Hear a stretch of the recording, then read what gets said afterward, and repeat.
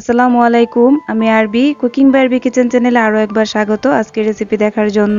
আজকের পর্বে থাকছে মিষ্টি লাউর পাতা দিয়ে শীতল শুটকির পুলি। তো আমি আজকে এখানে মিষ্টি লাউর পাতা দিয়ে পুলি বানাবো। এই পুলিটা বানানো যতটা সহজ আর খেতে কিন্তু ভীষণ মজার। এইভাবে পুলি বানালে যে কেউ এক প্লেট ভাত বেশি খাবে। আশা করছি আজকের রেসিপিটা আপনাদের ভালো লাগবে। আজকে পুলিগুলো বানানোর জন্য প্রথমে লাগবে লাউয়ের পাতা। এজন্য ফ্রেশ দেখে মিষ্টি লাউয়ের পাতা নিয়েছি 10 থেকে 12টির মতো। প্রথমে লাউয়ের পাতাগুলো ভালো করে ডাঁটার সাইডে যে এইরকম আঁশ থাকে সেগুলো ফেলে দিয়ে পরিষ্কার পানি দিয়ে ধুয়ে নিয়েছি। লাউয়ের পাতার মধ্যে থাকা পানিগুলো ঝরিয়ে নিয়েছি। এরপর সামান্য লবণ দিয়ে এইভাবে চেপে চেপে 5 মিনিটের মতো রেখে দিলেই দেখবেন পাতা থেকে এক্সট্রা পানি আছে সেগুলো ঝরে যাবে আর সেই সাথে পাতাগুলো সফট হয়ে যাবে। যখন দেখবেন লাউয়ের পাতাগুলো একটু সফট হয়ে গিয়েছে তখন বুঝবেন পুলি বানানোর জন্য পাতাগুলো রেডি। তো এটাকে এখন আমি সাইড করে রেখে দিচ্ছি। এবার এই পুলিটার ভিতরে পুরটা রেডি করে নিচ্ছি। এজন্য প্রথমে কড়াইয়ে তেল দিয়ে 2টা শুকনা মরিচ ভেজে নিচ্ছি। মরিচগুলো ভাজা হয়ে গেলে তুলে নিচ্ছি। এরপর একই তেলে কাঁচা মরিচ দিয়ে দিচ্ছি 10-12টির মতো। আর মরিচগুলো দেওয়ার আগে মরিচের মাথার সাইড থেকে আমি এভাবে একটু কেটে দিয়েছি আর এর জন্য মরিচগুলো ফুটে ছিটে আসবে না। মরিচগুলো ভাজার পর পেঁয়াজ কুচি দিয়ে দিচ্ছি 1 কাপের মতো। রসুন কুচি দিয়ে দিচ্ছি 1/3 কাপের মতো।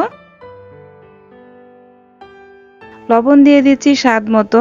এতে করে পেঁয়াজগুলো তাড়াতাড়ি সফট হয়ে যাবে। তবে এ পর্যায়ে লবণটা একটু বুঝে শুনেই দিবেন, যেহেতু আমরা লাউ পাতার মধ্যে আগে থেকে লবণ দিয়ে মাখিয়ে রেখেছি। পেঁয়াজগুলো 30 থেকে 40 সেকেন্ড ভাজার পর পেঁয়াজের কালারটা যখন একটু চেঞ্জ হয়ে যাবে তখন হলুদ গুঁড়া দিয়ে দিচ্ছি 1/2 চা চামচের একটু কম। ধনিয়ার গুঁড়া দিয়ে দিচ্ছি সামান্য।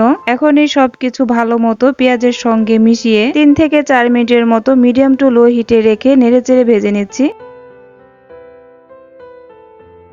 3 থেকে 4 মিনিট পর পেঁয়াজগুলো ভাজা হয়ে যখন একটু সফট হয়ে যাবে তখন নামিয়ে নিতে হবে। তবে নামানোর আগে রসুনগুলো একটু ভালো মতো সিদ্ধ হয়েছে কিনা সেটা একটু চেক করে তারপর নামিয়ে নেবেন। আর আমি একটু দেখিয়ে দিচ্ছি রসুনগুলো কিন্তু খুব ভালো মতো সিদ্ধ হয়ে গিয়েছে। তো আমার এটা ভাজা হয়ে গিয়েছে, এখন এটাকে নামিয়ে রাখছি। এখন শুটকিগুলো ভাজার জন্য সামান্য তেল দিয়ে তেলটা একটু গরম যখন হয়ে আসবে তখন শুটকিগুলো দিয়ে দিচ্ছি। শুধু তেলের মধ্যে শুটকি ভাজার পর শুটকিটা যেন একটু দেখতে কালচে কালার না হয় সেজন্য 1 চিমটি হলুদ গুঁড়া আর 1 চিমটি ধনিয়ার গুঁড়া দিয়ে 1 চিমটি পরিমাণ লবণও দিয়েছি। শুটকিগুলোকে একটু ভালো মতো তেলের মধ্যে ভেজে নিচ্ছি। তবে শুটকিগুলো ভেজে একেবারে পুড়ে ফেলা যাবে না। তো শুটকিগুলো ভাজা হয়ে গেছে, এটাও আমি নামিয়ে নিচ্ছি। এবার ভাজা পেঁয়াজ, শুটকি, শুকনা মরিচ আর কাঁচা মরিচগুলো হাতের সাহায্যে মেখে নিচ্ছি। পুলির জন্য এই পুরের মিশ্রণগুলো হাতে মাখিয়ে নিলেই বেশি ভালো হয়। আমি হাতেই মাখিয়ে নিয়েছি আর মাখানোর সময় এক্সট্রা লবণ দেইনি। ভাজার সময় যে লবণটুকু দিয়েছিলাম সেইটুকুতে হয়ে গিয়েছে। এবার এই পুলি বানানোর জন্য পুরটা একদম রেডি।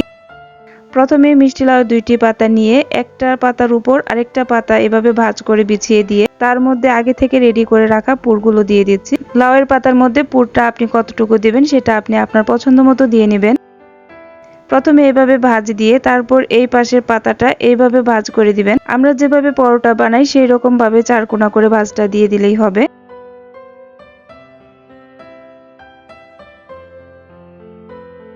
এরপর সুতা দিয়ে পেঁচিয়ে দিলেই হয়ে যাবে।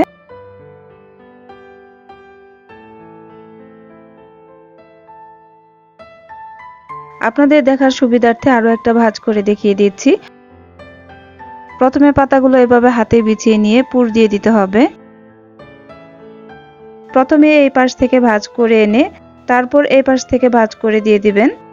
তারপর নিচে থেকে উপরে আর উপর থেকে নিচে এনে এভাবে ভাঁজ করে দিয়ে দিলেই হবে। তারপর সুতা দিয়ে পেঁচিয়ে দিলে পুলিটা আর ছুটে যাবে না। আর সুতা দিয়ে যদি পেঁচিয়ে দিতে না চান তাহলে সরাসরি এভাবে প্যানে দিয়ে দিলেও চলবে।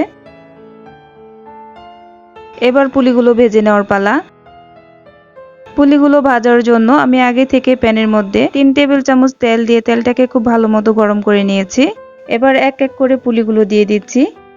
এ পর্যায়ে চুলার আঁচটা মিডিয়াম টু লো হিটে রেখে তারপর পুলিগুলো ভাজতে হবে। চুলার আঁচটা যদি বেশি থাকে তাহলে পুলির পাতাগুলো উপর থেকে আগে পুড়ে যাবে আর ভিতরের পাতাগুলো কাঁচা থেকে যাবে। তাই একটু সময় নিয়ে ধৈর্য সহকারে পুলিগুলো ভেজে নেবেন, তাহলে দেখবেন পুলিগুলো খেতে অনেক ভালো লাগবে।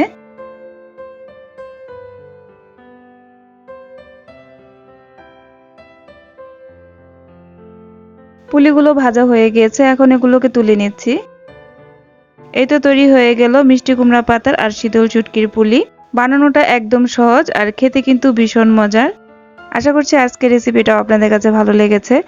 আজকের মতো এখানে বিদায় নিচ্ছি। সবাই খুব বেশি ভালো থাকবেন। আল্লাহ হাফেজ। আসসালামু আলাইকুম।